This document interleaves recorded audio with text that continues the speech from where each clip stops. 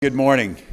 This was our way to find out who is truly dedicated on covering the Capitol after 2 hours of sleep. I'm joined today by Minnesota Budget Director Anna Minghi, who herself is on 2 hours of sleep. But just really happy today to note that in the most narrowly divided legislature in the country, 100 Republicans, 101 Democrats, against a backdrop of division and dysfunction in D.C., we were able to pass a bipartisan biennium budget that protects and continues to grow Minnesota's ability to take care of our families, whether it's through a child tax credit, paid family medical leave, meals at schools, and also capitalizes on our innovation economy, things like the R&D tax credit and flexibility around the Forward Fund. And the thing that I said when we joined here in January and I put out my first initial budget, that while Minnesota's in a solid shape and we have a budget surplus for the biennium of about $2 billion, that over the horizon, since we do something many states don't, looking at the fiscal responsibility on some of the areas where growth must be contained or we're not able to maintain the services. This bipartisan legislature tackled that, and not only do we have about $2 billion on the bottom line, which we meet our constitutional responsibility to balance the budget, we are nearly balanced in the second biennium out, and that structural imbalance for 28-29 has been reduced by almost 50%. That puts Minnesota in a strong position. Add on to that we were able to pass a significant bonding bill to do asset preservation as well as invest in new needed things, especially around public safety, whether it's a new state patrol headquarters or whether it's a BCA facility to serve processing of crime and other evidence in the southern part of the state in Mankato. A lot of local water projects and of course the investments that we continue to make in infrastructure. This is a solid bill, and couldn't have been done without months of conversation. Look, I think all of us know the dysfunction we see nationally. People assume that that's the way it works. This session started out rocky, kind of a strange set of circumstances around the election in the House and some of the things that happened in the Senate. But amongst all that, folks continued to talk. And I've said this, I've been doing this for 20 years, both as a legislator and as the executive. I think this must be the most impressive achievement.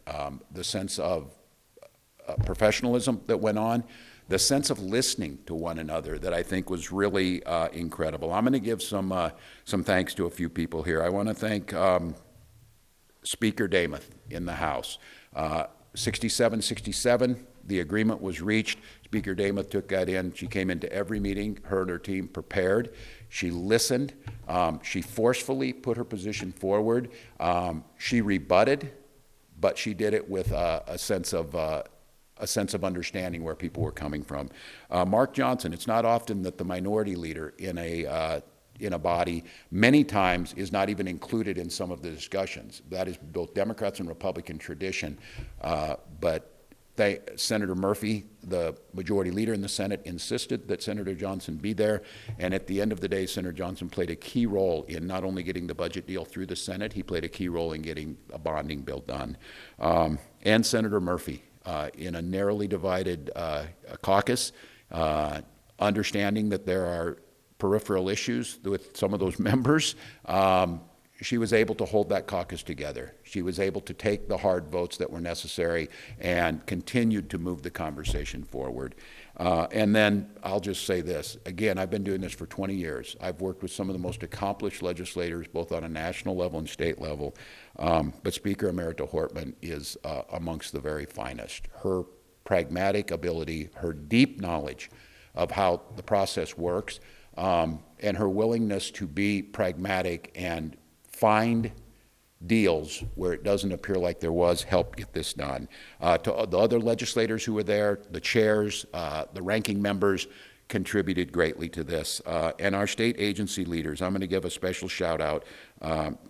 MMB Commissioner Aaron Campbell, long hours, 20-hour days there every day, an incredible encyclopedic knowledge of how state government functions and finding new paths forward. And then the person who has the sheets with many small numbers on it constantly, Anna Minghi, who's there to help. And what I really appreciate is I believe, and I think if you talk to them, the legislators, Republicans included in this, trust the nature of these nonpartisan folks who are there to give the numbers, and they give the hard truths. It's one of the reasons why I came out in this budget and said we're going to have to do something very difficult. We're going to have to ask for very tight budgets. We're going to have to ask to curb growth. We're going to ask folks to cut in certain areas over the horizon, or at least cut increases to get this done, and we're going to have to stick to that. That's because of the numbers, because of the deep knowledge that these folks possess. So at the end of the day, we all made concessions. We came together. I can't stress enough that the fiscal responsibility in this bill, for some of you, I asked my team to pull it up. I stood in front of you a couple years ago when the statement was, this is the largest increase in state government budgets in history. Well, today, this is the largest decrease in state history because the one-time funding ended, exactly as we said a couple years ago. It's fiscally responsible. It puts us on a path to continue the growth in Minnesota, to continue to be an innovator, continue to improve people's lives, making us the best state in the country to raise a child in. So DC's not able to do this. Democracy is strong and functioning in Minnesota. So with that, be glad to try and take a few questions. I'll sign them all. I look forward to signing them. I think the process here is that it was pretty late. Our teams all are getting a little sleep. Get through the revisers that are final stuff that needs to be looked at. They'll get over to us. We'll do our due process on that, and truly look forward to signing them all. Are you concerned you're going to be back here in a few months dealing with Medicaid cuts, and how are you concerned? Well, it's a hypothetical, but yes, and I think we brought that up, and I kept trying to steer this back. One of my jobs is to bring it all together and to get it done, and I'm proud. This is 4 times in a row balanced budget growth in Minnesota, but with a recognition over the horizon, if this monstrosity or atrocity, I think as Elon Musk put it, is able to pass, it will have catastrophic effects. What we did here will be undermined, especially in the areas of impact around Medicare, around food security, around education. So I kept bringing us back to that, but I insisted that we focus on what we could control. We focused on our budget. We focused on what we know right now, but with an eye over the horizon, because it would be catastrophic. So yes, I think there's I would anticipate now, certainly if the bill passes anywhere near what it looks like now, we will be back. Governor Niska indicated, and I'm paraphrasing, that if lawmakers come back in September to fix the problems that the federal government has created, that would create a nice platform for you for your national ambitions. How do you respond to that? I don't have any much to say. I don't know. I don't think so. I think we're going to have to fix this, and that's my goal. My goal here is to make sure, as I said, my number one job is to keep folks in Minnesota safe and to pass balanced budgets. And I will say this again, and I'll give credit to all those other folks too, that all of us together, especially those 5, were able to do something that I think maybe nowhere else is going to be able to do. Narrowest of margins, bring it together. So if we come back again, my focus will be on making Minnesota safe and secure and prosperous. Now that it's done, do you still think it was the right move to give the Republicans that compromise and secure? Well, I don't agree with them. The question about undocumented care, look, it is federal law, not only mentioning its moral responsibility, that if someone needs medical care, we are required, hospitals and care facilities are required by federal law to give that care. So if anybody thinks they're not getting care, that is simply not true, and it would be against the law to turn them away, not to mention it would make you a horrible human being. The fact of the matter is it's super expensive, it's not really effective, and it ends up costing all of us money. So let's be clear, if you have a moral or a political aversion to someone getting health care, an undocumented individual, I understand that, but don't try and sell it as a cost savings. It's not that. But it became very clear in negotiations, week after week after week, that the Republicans were willing to go all the way to the end on this and would not be able to deliver votes, because I recognize this. Republicans voted for things they did not want in this too. And the trade is that the only way they would ever give those votes is if we did this and pulled that care back at the end of the year, starting January 1st. I insisted, and this is one where I will give credit, and I think to Leader Hortman and Leader Murphy made very strong cases, and the red line I had is children have to get covered, and I would note that's children going forward too. New children can be added on to this, and that was the right compromise. And I think Leader Damath understood that. So Look, I suppose there's people out there, if the what ifs or whatever. I've done this for 20 years. I've been there. I've passed 4 budgets. We've done it bipartisanly. We've done it with a majority. It is my assessment, I think it was the assessment of the other leaders, that we were going to go to a shutdown over this issue if we weren't willing to find a compromise. Now that the session is done, will you run for governor? I want to finish this up, sign the bills, get this done. I think I'm trying to enjoy this moment for a little bit. But as I said, I will say this might be one of the most satisfying moments since I've been governor, to be able to bring together a budget like this, to be able to push a fiscally responsible budget that I still think makes Minnesota competitive. So I said, we'll spend a little time here, talk with my family. I'll travel around Minnesota, and my pledge was to get out an announcement on that if it's right for Minnesota. But I say today a little bit of mixed feelings. It feels like you just finished a marathon and someone's asking you if you want to run another one. But it also is the excitement of democracy's working here. This is a big deal. Look, I've always said you shouldn't get patted on the back what you're supposed to do. We're supposed to get a budget done. That's the way it works. But I think all of us recognize the world that we're living in right now and the divisions. 101 to 100 with such strong feelings against the backdrop of what we're seeing in D.C. and across the country in this moment, L.A. included, to be able to bring this together, to get the votes and button this things up.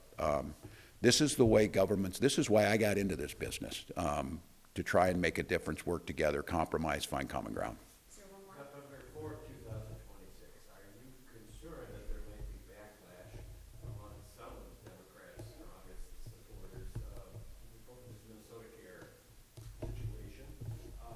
Or might Democrats' stance pull somewhere in the middle, Republicans' way rather than your way, Democrats' way in 2026? I don't know the speculation on this. I think, this is broadly, this was give and take. Again, if we had not made a compromise around this, we would have lost all of the other things, not to mention we'd have put our state at risk on fiscal responsibility if we've gone to a shutdown. But I do think, and it's kind of the air that I breathe, I think there's a snapshot here of how things can work. And while this was and I don't think we should miss this, it was very contentious how things started out. And we had some really weird things happen to members during this time. But the collegiality, or at least the commitment to making democracy work, was as strong as I've seen. And that is a testament to all the players involved. So I think, if anything, maybe this ratchets down. I don't know what they're seeing. Maybe ratchets down some of that tension, and folks start to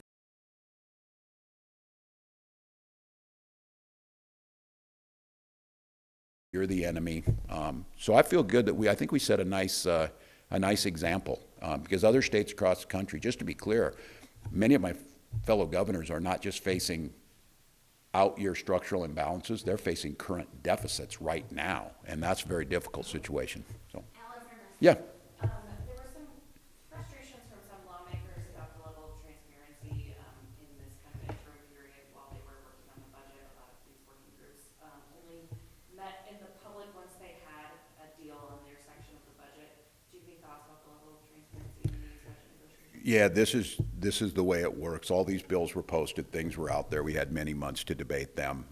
We got them. We got this done. We got it. And many of these things there's transparency. There's things that you put out there, but some of these discussions have to happen in that mode, because you have to hear each other out and then have the ability to go out and cast hard votes. This was a very difficult compromise on this undocumented, and you saw the courage of leadership of Aaron Murphy and Melissa Hortman, who put the good of the state above a short-term decision, and it broke their hearts to both of them to have to do this, but they did it. And I think getting to those points, very difficult to do that in public, very difficult, and I think individual legislators have to recognize, and this is very hard when it's 101 to 100, because virtually everyone holds a veto, that you have to be part of a larger group to be able to get the numbers done. That's just the nature of democracy. So no, I think at the end of the day, this is a sausage-making situation.